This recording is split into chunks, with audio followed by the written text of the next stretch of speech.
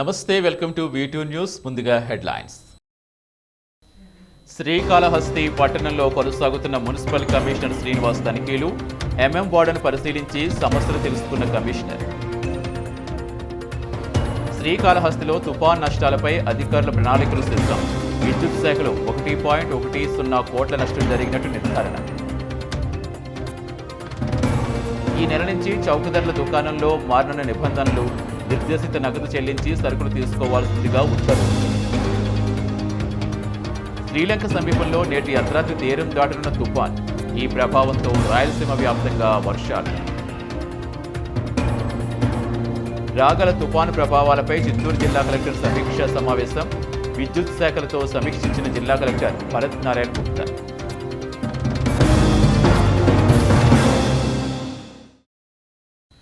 రాష్ట్ర ప్రభుత్వం సచివాలయ వ్యవస్థ ఏర్పాటు చేసిన తర్వాత ప్రభుత్వ కార్యక్రమాలు ప్రజలకు మరింత అందుబాటులోకి వచ్చాయి. పనుల కోసం ఆయా ఆఫీసులకు వెళ్లకుండా వాలంటీర్ల ద్వారా సచివాలయ సిబ్బంది ద్వారా సమస్యలు పరిష్కరించుకుంటున్నారు. ప్రతి నెల 1వ తేదీన పింఛన్ల పంపిణీ కూడా విజయవంతంగా జరుగుతోంది.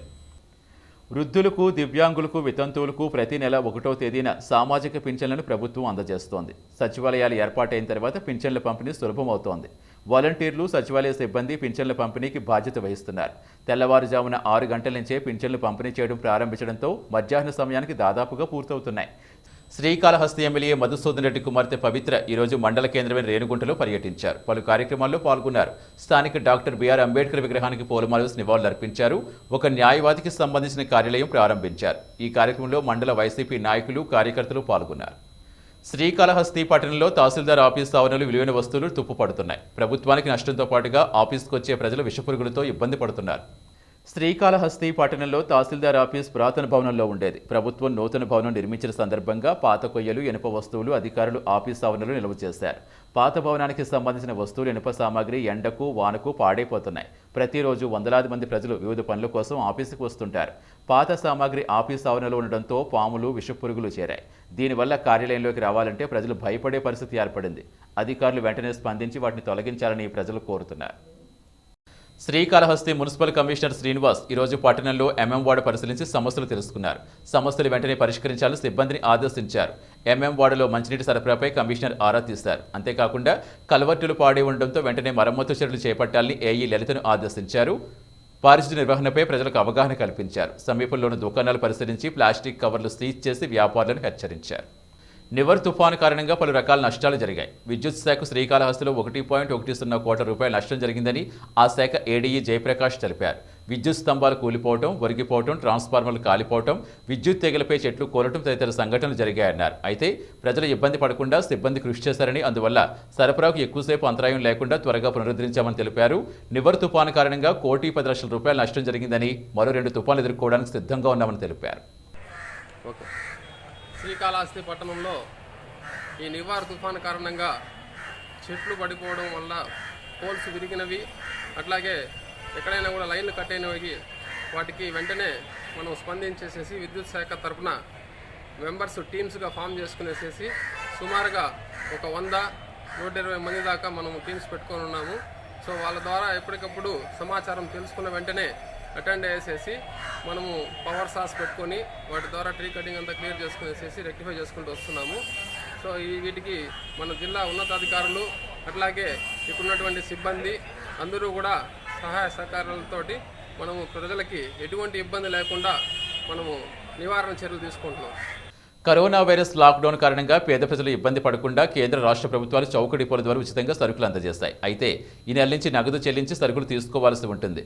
బియ్యం కార్డు ఉన్న వారికి మాత్రమే సరుకులు అందిస్తారు. ఈ నెల నుంచి చౌక డిపోల్లో నిబంధనలు మారనున్నాయి. కరోనా వైరస్ తీవ్రంగా ఉండడంతో కేంద్ర, రాష్ట్ర ప్రభుత్వాలు దేశవ్యాప్తంగా లాక్డౌన్ విధించాయి. తెల్ల రంగు రేషన్ కార్డు ఉన్న వారికి ఉచితంగా 5 కిలోల బియ్యం, 1/2 కిలో చక్కెర, కిలో కందిపప్పు లేదా ముడిశనగలు అందించారు. కరోనా వైరస్ లాక్డౌన్ నవంబర్ నెలతో ముగిసింది. ఈ నెల నుంచి కార్డు వినియోగదారులు నగదు చెల్లించి సరుకులు తీసుకోవాల్సి ఉంటుంది. అంతేకాకుండా పెరిగిన ధరలతో సరుకులు కొనుగోలు చేయాలి. కిలో బియ్యం రూపాయి మాత్రమే, కిలో కందిపప్పు 67 రూపాయలు, 1/2 కిలో చక్కెర 17 రూపాయల వంతున కొనుగోలు చేయాలి. బహిరంగ మార్కెట్లో కందిపప్పు ధరలు పెరగడంతో రాష్ట్ర ప్రభుత్వం 4 నెలల క్రితమే ధరలు పెంచింది.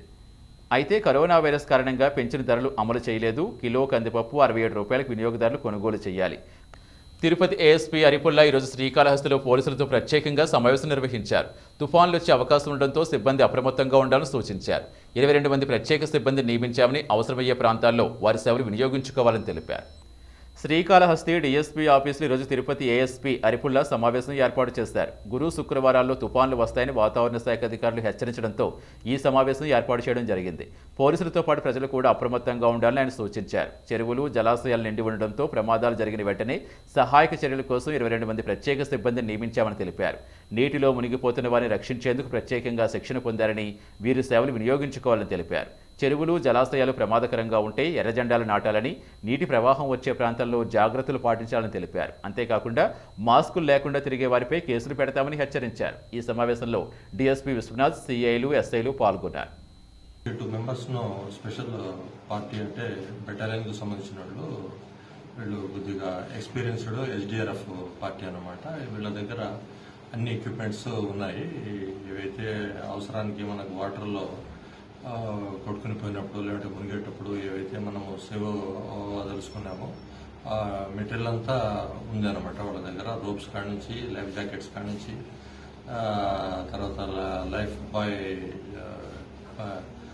ట్యూబ్స్ కాడ నుంచి. శ్రీకాళహస్తీశ్వరాలయంలో కార్తీక మాసం సందర్భంగా ఈ నెల 4వ తేదీ నుంచి 1,00,000 బిల్వవార్చన, 1,00,000 కుంకుమార్చన కార్యక్రమాలు జరగనున్నాయి. ఈ నెల 13వ తేదీ వరకు కార్యక్రమాలు జరుగుతాయని ఈవో పెదిరాజ్ తెలిపారు.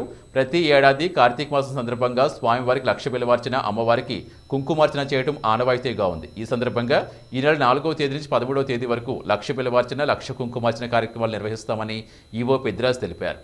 ₹200 టికెట్లు కొనుగోలు చేసిన దంపతులకు అర్చనలో పాల్గొనే అవకాశం ఉంటుందని తెలిపారు ఈవో. పట్టణాల్లో, నగరాల్లో ఆస్తి పన్ను పెంచుతూ ప్రభుత్వం ఇచ్చిన ఉత్తర్వులకు వ్యతిరేకంగా ఈరోజు సిపిఎం ఆధ్వర్యంలో శ్రీకాళహస్తిలో ధర్నా జరిగింది. పన్నుల పెంపు నిరసిస్తూ మున్సిపల్ ఆఫీస్ వద్ద ఉత్తర్వు కాపీలు దహనం చేశారు.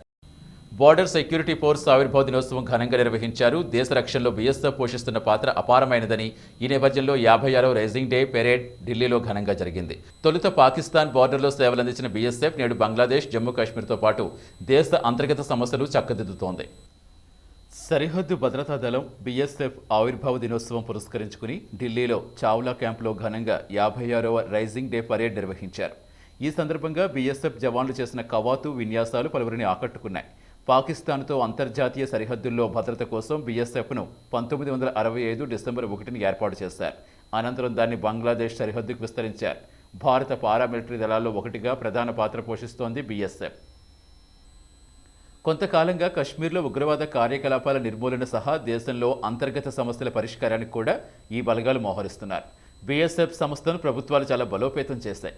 ఈ సంస్థలో సుశిక్షితులైన జవాన్లను తయారు చేయడంతో పాటుగా భారత సరిహద్దు ప్రాంతాల వద్ద గట్టి నిఘా వేయడానికి బీఎస్ఎఫ్ సహాయపడుతోంది. దక్షిణ రాయలసీమ జిల్లాలను తుపాన్లు వదిలేలా కనిపించడం లేదు. మొన్నటికి మన నివర్ తుపాను సృష్టించిన అలజడి నుంచి ఇంకా తేరుకోకముందే మరికొన్ని తుపాన్లు దక్షిణ రాయలసీమ జిల్లాల వైపు దూసుకొస్తున్నట్టుగా వాతావరణ శాఖ అధికారులు తెలిపారు. ఈ నేపథ్యంలో చిత్తూరు, నెల్లూరు జిల్లా వాసులు మరింత అప్రమత్తంగా ఉండాలని హెచ్చరికలు వెలువడుతున్నాయి. చిత్తూరు జిల్లా వైపు వరుణుడు గురిపెట్టినట్టున్నాడు. వరుసగా వరుణుడి బీభత్సంతో జిల్లా వాసులు అతలాకుతలమవుతున్నారు. మొన్నటికి మొన్న తుపాను ప్రభావం నుంచి ఇప్పుడిప్పుడే కోలుకుంటున్న నేపథ్యంలో మరోసారి బంగాళాఖాతంలో తీవ్ర వాయుగుండం ఏర్పడింది. ఇది వేగంగా చిత్తూరు, నెల్లూరు జిల్లాల వైపే వస్తున్నట్టుగా సమాచారం. తీవ్ర వాయుగుండం కాస్త తుఫానుగా మారే అవకాశం ఉందని వార్నింగ్ ఇచ్చింది వాతావరణ శాఖ. దీనికి తోడు ఈ నెలలో మరో 2 తుఫాన్లు ఫామ్ అయ్యే అవకాశం ఉన్నట్టుగా ప్రకటించింది. ఈ రోజు అర్ధరాత్రి నుంచి బురేవి తుఫాను తీవ్ర ప్రభావం చూపనుందని, ఇది ఉత్తర తమిళనాడు, దక్షిణాంధ్ర, రాయలసీమపై ప్రభావం ఎక్కువగా చూపిస్తుందని వాతావరణ శాఖ శాస్త్రవేత్తలు అంచనా వేస్తున్నారు. ఇక ఆ తర్వాత డిసెంబర్ 5వ తేదీన మధ్య బంగాళాఖాతంలో ఏర్పడే మరో అల్పపీడనం టకేటి తుఫాను ఏర్పడే అవకాశం ఉందని వాతావరణ శాఖ అంచనా వేస్తోంది. దీని ప్రభావంతో డిసెంబర్ 7న దక్షిణ తమిళనాడు, ఆంధ్ర రాష్ట్రాల్లో తీవ్ర స్థాయిలో వర్షాలు పడే అవకాశం ఉందని శాస్త్రవేత్తలు అంచనా వేస్తున్నారు. వరుసగా 3 తుఫాన్లతో దక్షిణ భారతంలో పలు ప్రాంతాలు, ముఖ్యంగా ఏపీ, తమిళనాడు రాష్ట్రాలు, మరీ ముఖ్యంగా చిత్తూరు, నెల్లూరు జిల్లాలు తీవ్ర ఇబ్బందులకు గురయ్యే పరిస్థితి ఉందంటున్నారు విశ్లేషకులు. రాగల 10 రోజుల్లో 2 తుఫాన్లు దూసుకొస్తున్నాయని హెచ్చరికల నేపథ్యంలో చిత్తూరు జిల్లా ఉన్నతాధికారులు మరింత అప్రమత్తమవుతున్నారు. జిల్లా కలెక్టర్ భరత్ నారాయణ గుప్తా ఆధ్వర్యంలో పోలీసు శాఖతో పాటు జిల్లా స్థాయి ఉన్నతాధికారులతో ప్రత్యేక సమావేశం జరిగింది. నివర్ తుఫాన్ అలజడులు ఇంకా మర్చిపోకముందే మరో 2 తుఫాన్లు దూసుకొస్తున్నాయి. ఇప్పటికే బంగాళాఖాతంలో ఏర్పడ్డ తుఫాన్ మరో 24 గంటల్లో తన ప్రభావం చూపనుంది. బంగాళాఖాతం నుంచి పశ్చిమ దిశగా తమిళనాడు, ఆంధ్ర సరిహద్దుల వైపుగా తుపాను ఉధృతి ఉండే అవకాశం ఉన్నట్టు వాతావరణ శాఖ అధికారులు హెచ్చరికలు జారీ చేశారు. ఈ ప్రభావం ఎక్కువగా దక్షిణ రాయలసీమ, ఉత్తర తమిళనాడు ప్రాంతాలపై ఉండే అవకాశం ఉండనుంది. ఈ నేపథ్యంలో చిత్తూరు జిల్లా కలెక్టర్ భరత్ నారాయణ గుప్తా అధికారులతో ప్రత్యేక సమీక్షా సమావేశం జరిపారు. ఈ సమావేశానికి చిత్తూరు ఎస్పీ సెంథిల్ కుమార్తో పాటుగా పలువురు జిల్లా స్థాయి పోలీసు అధికారులు, రెవెన్యూ, అగ్రికల్చర్, విపత్తు నిర్వహణ శాఖ అధికారులు కూడా పాల్గొన్నారు. మొన్నటి తుఫాన్లు ఎదుర్కొన్న విధంగానే 2 తుఫాన్లు ఎదుర్కోవడానికి ప్రణాళికలు సిద్ధం చేయాలని, ఎలాంటి క్లిష్ట పరిస్థితులు ఆసన్నమైన ఇబ్బందులు పడకుండా ముందుకు వెళ్లేలా ఉండాలన్నారు జిల్లా collector Bharat Narayana Gupta. When they start until probably we get an indication of rain. All vulnerable times are but more than 100% or 100% ఉండేది. We shall ensure that 1% is meeting. Renigunta మండలం కరకంబాడి గ్రామంలో గుర్తులేని వ్యక్తి మృతదేహం తీవ్ర కలకలం రేపింది. కరకంబాడి గ్రామ సరిహద్దులో ఖాళీ ప్రదేశంలో కుక్కలు మృతదేహాన్ని తినడం కొందరు గుర్తించారు. దీంతో తీవ్ర భయాందోళన చెందిన స్థానికులు పోలీసులకు సమాచారం ఇచ్చారు. వెంటనే అక్కడికి వచ్చిన పోలీసులు గుర్తులేని వ్యక్తిని హత్య చేసి 2 అడుగుల లోతులో పాతిపెట్టినట్టుగా గుర్తించారు. ఈ మేరకు కేసు నమోదు చేసి విచారణ ప్రారంభించారు రేణిగుంట పోలీసులు. చిత్తూరు జిల్లాలో ఘోరం చోటు చేసుకుంది. వాలంటీర్గా పనిచేస్తున్న ఓ యువతి మరో యువకుడితో ప్రేమలో పడి తల్లయ్యింది. ఈ విషయం తెలిసిన వెంటనే యువకుడు మొహం చాటేస్తాడు. ఈ క్రమంలో మగబిడ్డకు జన్మించిన వాలంటీర్ మృత్యువాత పడింది. మంత్రాలయం శ్రీ గురు రాఘవేంద్ర స్వామి వారికి టీటీడీ తరపున పట్టు వస్త్రాలు సమర్పించారు. సద్గురు స్వరూపంగా భావించే మంత్రాలయ పీఠాన్ని నిన్న టీటీడీ చైర్మన్ వైవి సుబ్బారెడ్డి దర్శించారు. ఈ నేపథ్యంలో మంత్రాలయ పీఠాధికారులు వైవి సుబ్బారెడ్డికి ఘన స్వాగతం పలికారు. పట్టు వస్త్రాలు తీసుకొచ్చిన టీటీడీ చైర్మన్కు దగ్గరుండి దర్శన ఏర్పాట్లు చేశారు. అనంతరం తీర్థ ప్రసాదాలు అందించారు. తుంగభద్ర పుష్కరాల సమయంలో స్వామివారిని దర్శించుకోవడం చాలా ఆనందంగా ఉందని, మంత్రాలయ అధికారుల ఏర్పాట్లు బాగున్నాయన్నారు TTD chairman YV Subbareddy. Tirumala శ్రీవారి ఆలయంలో నిన్న శ్రీవారి గరుడ సేవ వైభవంగా నిర్వహించారు టీటీడీ అధికారులు. బ్రహ్మోత్సవాల్లో గరుడ సేవలు చూడలేని భక్తుల కోసం టీటీడీ ప్రతి నెల వచ్చే పౌర్ణమి తిథి రోజున గరుడ సేవ నిర్వహిస్తోంది. మొన్నటి వరకు కరోనా వైరస్ కారణంగా పున్నమి గరుడ సేవ ఆలయంలో ఏకాంతంగా నిర్వహించారు. అయితే తాజాగా జరిగిన గరుడ సేవ మాడవీధుల్లో పరిమిత సంఖ్యలో భక్తుల మధ్య నిర్వహించారు టీటీడీ అధికారులు. తిరుమల పరమ పవిత్రమైన పుణ్యధామం. దేశంలో 108 దివ్య వైష్ణవ క్షేత్రాల్లో తిరుమల అత్యంత ప్రధానమైనది. ఇక్కడి పూజా విధానాలన్నీ వైఖానస ఆగమం ప్రకారం జరుగుతాయి. ఈ నేపథ్యంలో స్వామివారికి అత్యంత ప్రీతికరమైన గరుడ వాహనంపై అధిరోహించిన స్వామిని చూస్తే జన్మ ధన్యమవుతుందని భక్తులు భావిస్తారు. బ్రహ్మోత్సవాల్లో 5వ రోజైన గరుడ సేవ నిర్వహించడం తరతరాలుగా వస్తున్న ఆచారం. అయితే బ్రహ్మోత్సవాల్లో ఈ వాహన సేవలో చూడలేని భక్తుల కోసం టీటీడీ ప్రతి మాసంలో వచ్చే పౌర్ణమి రోజున ప్రత్యేక గరుడ సేవ నిర్వహిస్తోంది. కరోనా వైరస్ కారణంగా మొన్నటి వరకు పున్నమి గరుడ సేవ ఆలయంలోనే ఏకాంతంగా జరిపారు టీటీడీ అధికారులు. అయితే తాజాగా కరోనా వైరస్ కేసుల సంఖ్య తగ్గడం, దీనికి తోడు కేంద్ర రాష్ట్ర ప్రభుత్వాల నిబంధనల మేరకు భక్తుల మధ్య గరుడ సేవ నిర్వహించారు టీటీడీ అధికారులు. ఈ నేపథ్యంలో స్వామివారి గరుడ వాహన సేవ తిరుమాడ వీధుల్లో కొనసాగింది. స్వామిని దర్శించుకునేందుకు భక్తులు పోటీ పడ్డారు. అయితే కరోనా నిబంధనలకు లోబడి టీటీడీ అధికారులు ప్రత్యేక శానిటేషన్ కార్యక్రమాల మధ్య గరుడ వాహన సేవ నిర్వహించారు. వీటి న్యూస్ ముగించే ముందు హెడ్లైన్స్ మరోసారి.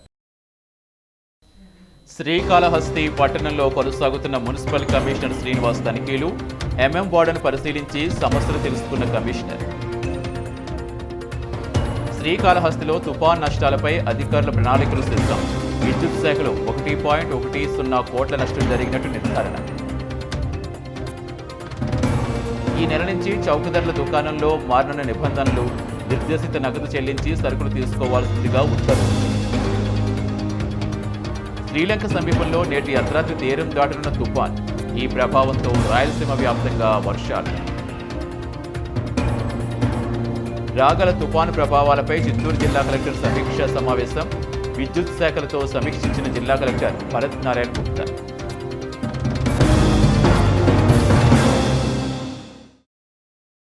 ఇవి వీటూ న్యూస్ అప్డేట్స్. తిరిగి ప్రసారమయ్యే వీటూ న్యూస్లో మళ్ళీ కలుద్దాం. అంతవరకు సెలవు. నమస్తే.